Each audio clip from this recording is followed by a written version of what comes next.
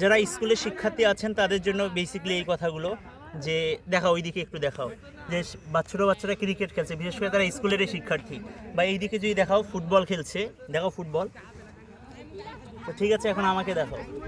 তো এখান থেকে যে মূল মেসেজটাই যে ছোটোবেলায় যে আমাদের কিন্তু অনেকেরই সুযোগ থাকে যে ক্যাপ্টেন হওয়ার ক্ষেত্রে, রাইট, কিন্তু আসলে অনেক সময় আসলে আমরা কে ক্যাপ্টেন হবে এটা নির্বাচন করতে অনেক সমস্যায় পড়ি, বা অনেকে যদি বলি যে তুই ক্যাপ্টেন হ, তারা ক্যাপ্টেন হয় না।